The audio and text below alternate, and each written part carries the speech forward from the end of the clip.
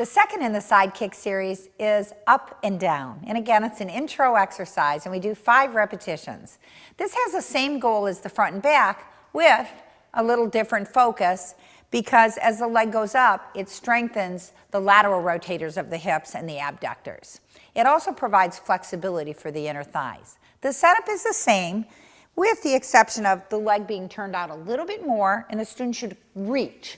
So again, make the side kick series about length and opposition. Make them a whole body exercise. To initiate, she brings the leg up and the knee is pointing behind the ear. So that's kind of the direction that we're going, if possible, with the hips staying stacked and square. And then she reaches out of the hip and comes bringing the legs all the way back down together.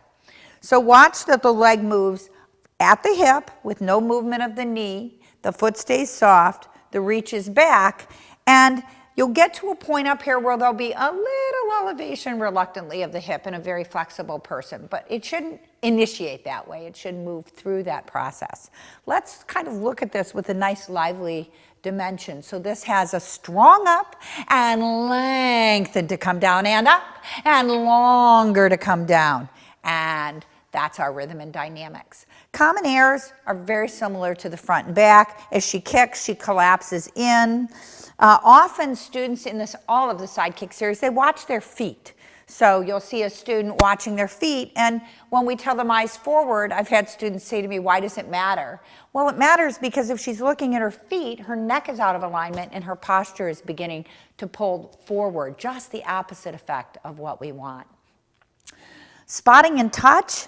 As she does these exercises, again, I am back here. I can stabilize the hip as she goes up and pulls down. I can put a hand to the small of her back and ask her to pull her abs deeply into me, making sure I don't get kicked.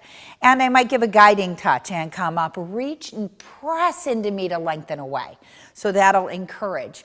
And remember, the abs are always pulling in that opposite direction.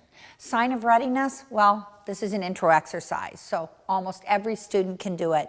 And building blocks here.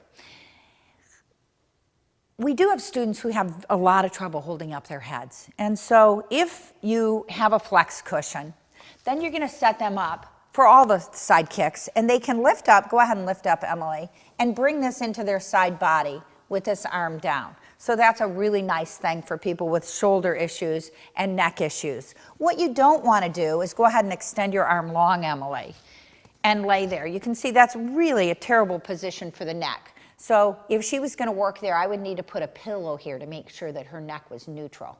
Go ahead and come up to the ideal. Now, once we finish doing our repetitions, we can move along and do the transition. And as we said, one exercise moves into the next.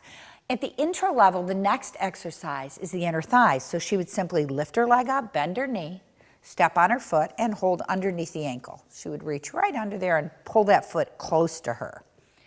Go ahead and bring your legs back together, because as the work advances, guess what? We go up, we lengthen down, and we're all set up for the next exercise, circles.